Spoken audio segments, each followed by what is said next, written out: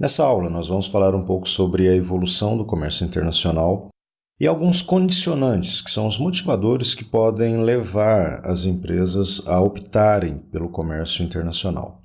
Então, se nós formos fazer uma retrospectiva, o comércio internacional até meados de 2005, ele apresentava uma taxa de crescimento em torno de 5%, isso em base anual. Quer dizer, nós tínhamos aí, em média, o crescimento do comércio entre os países na faixa de 5%. De 2012 a 2016, apesar de termos ainda uma tendência de crescimento, mas essa taxa caiu. Hoje nós temos aí um crescimento um pouco abaixo de 3%. Significa que, apesar de ainda estar ascendente, não estão havendo negociações, movimentações financeiras, compra e venda de produtos no mesmo ritmo que anteriormente. Então, isso em parte se deve um pouco ainda àquela crise internacional que nós tivemos ali em meados de 2008 e, de certa forma, isso ainda causa um reflexo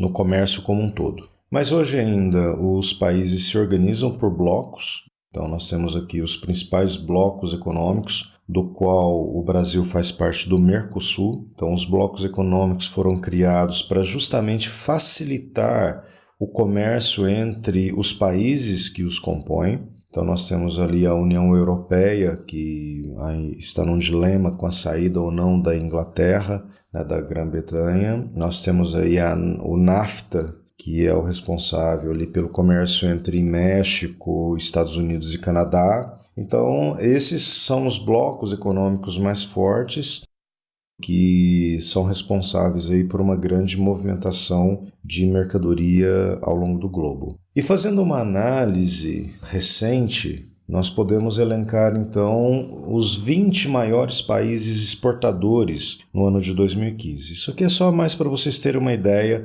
de quais são os países, né, que mais vendem suas mercadorias para os outros países. Então, na casa dos bilhões de dólares, pelo gráfico dá para perceber a China disparado na frente de todos os outros países, praticamente aí 1/3 a mais do que os Estados Unidos. Logo em seguida, nós temos a Alemanha em terceiro lugar. Então, a China em primeiro, os Estados Unidos em segundo e a Alemanha bem próxima ali dos Estados Unidos, né, em terceiro lugar. Depois vem Japão, Holanda, né, Coreia do Sul e assim por diante. Bom, e onde é que está o Brasil nesses 20 maiores países? Não está. O Brasil ocupa, segundo essa estatística, a 25ª posição, somando aí exportações na ordem de 191 bilhões de dólares em 2015, enquanto as suas importações totalizaram algo em torno de 171 bilhões de dólares. E quando a gente fala de países importadores, nós temos uma pequena mudança na ordem. Enquanto entre os exportadores nós tínhamos a China como sendo a maior exportadora, entre os importadores nós temos os Estados Unidos. Então, os Estados Unidos, em relação aos outros países, é o que mais compra no mundo.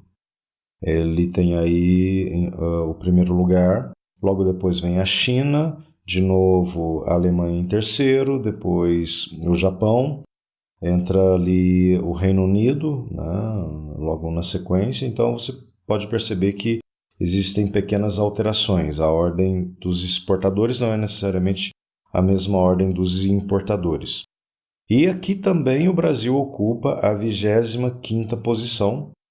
Ela caiu aí algo em torno de 3 posições em relação ao ano anterior, significa que nós estamos comprando menos, né? Isso, de repente, talvez em função até da própria recessão em que nós nos encontramos ultimamente. E a gente percebe que nós estamos meio na contramão, porque enquanto as importações físicas aumentaram em média 4,5% em 2015 no mundo todo, as do Brasil caíram em torno aí de 15%, né? É o que a estatística recente nos mostra. Bom, e quais são alguns fatores determinantes para o comércio internacional? Ou seja, o que leva as empresas a buscarem essa comercialização com outros países? Primeiro, é a questão de custo. Para você produzir, você tem custos associados a essa produção. E quanto mais você ocupar a sua capacidade produtiva, menor será o seu custo fixo. Portanto, se uma empresa como a Toyota, por exemplo, ela tem fábricas espalhadas no mundo todo, quanto mais ela produzir ocupando a sua capacidade produtiva, menos ela vai pagar em termos de custo fixo. Então, nesse caso, se eu tenho uma planta, uma fábrica com 50%, 60% de capacidade produtiva, o restante, a ociosidade, ela tem um custo associado.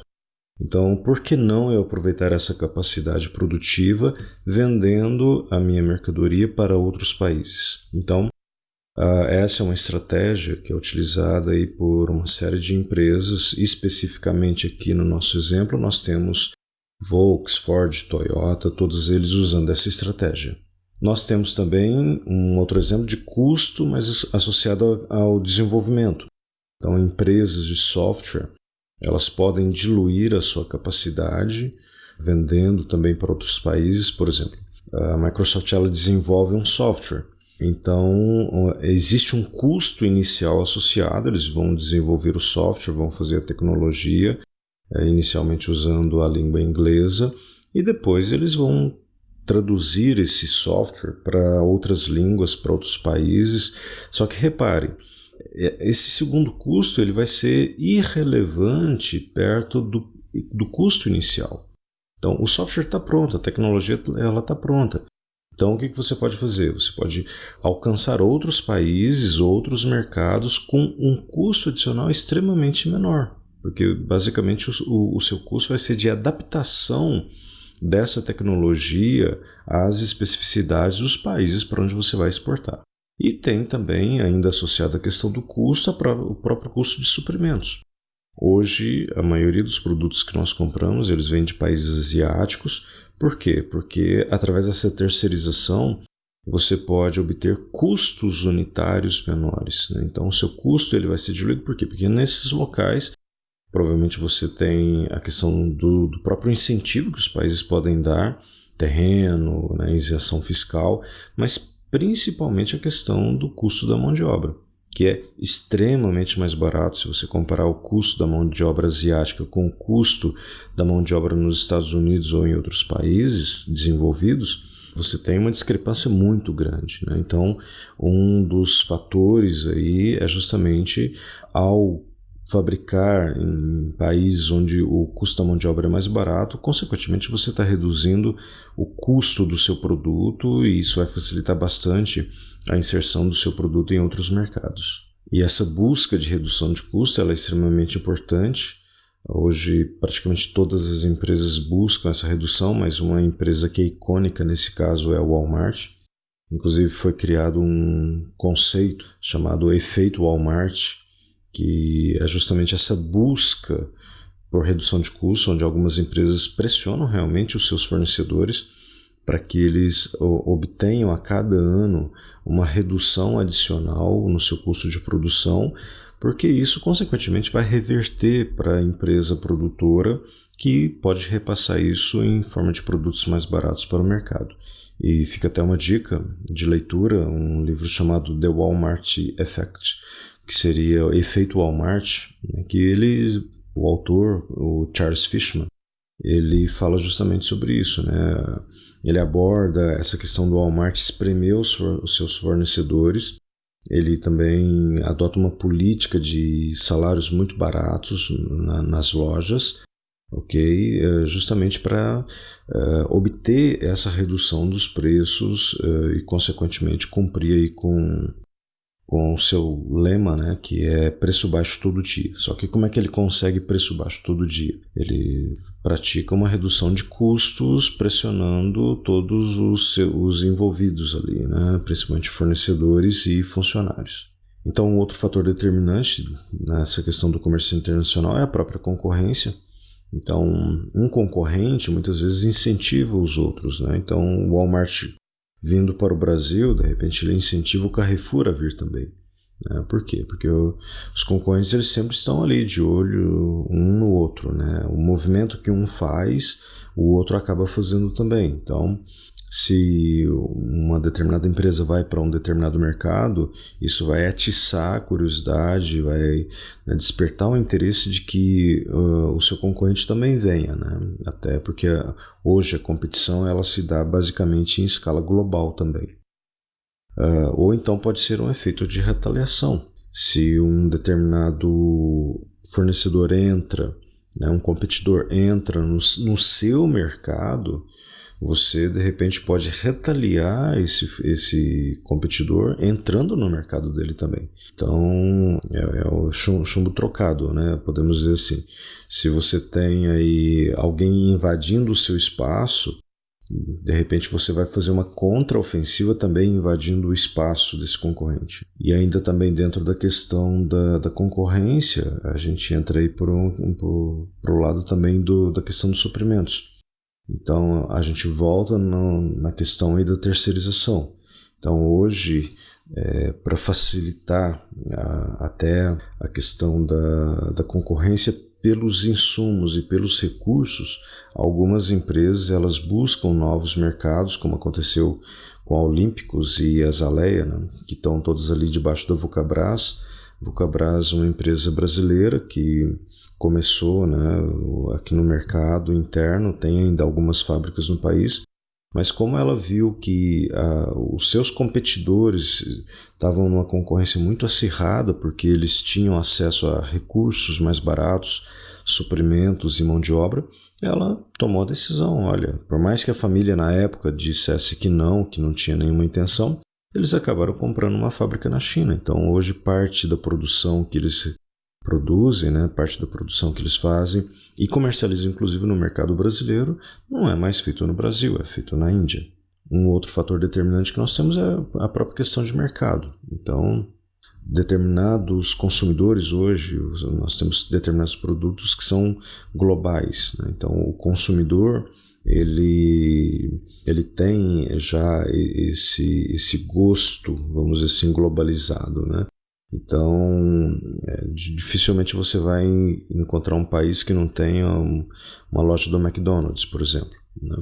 Então, o McDonald's ele vai buscar atender o gosto desse consumidor, levando o seu produto e também respeitando, né, nessa oferta global de produtos, as questões culturais e religiosas de um mercado específico. Eu costumo brincar que a Índia é o único lugar onde a vaca pode passear em frente a um restaurante do McDonald's sem imaginar que ali dentro, de repente, tenha, né, alguém da família. É uma brincadeira porque lá a vaca é sagrada, então não se pode ter um hambúrguer de carne, né? Então, por exemplo, lá eles têm o Maharaja Maki, né, que é um lanche feito à base de carne de frango. Então, isso foi o quê? Foi uma adaptação justamente para poder entrar no país respeitando as suas crenças, respeitando a crença da população, a questão cultural e religiosa, para que você não incorra, né, em problemas. E, por fim, a gente tem a questão dos fatores tecnológicos. Hoje é muito fácil você se comunicar, você encontrar fornecedores através da internet.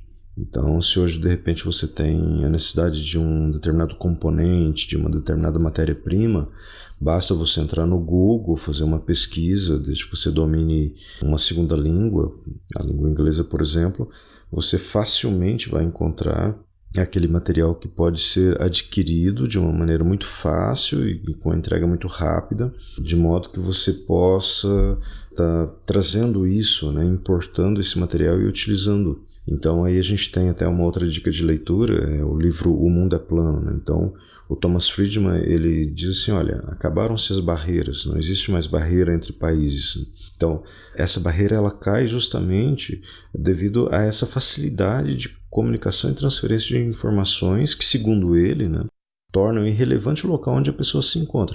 Então, você pode estar aqui no Brasil e comprar da China, você pode estar aqui no Brasil, comprar dos Estados Unidos, a mercadoria logo logo vai chegar para você. Então, esses são os principais condicionantes, né, que levam as empresas a buscar novos mercados, tanto para vender quanto para obter os seus insumos, ok? Legal, paramos por aqui, na próxima aula nós continuamos. Até lá!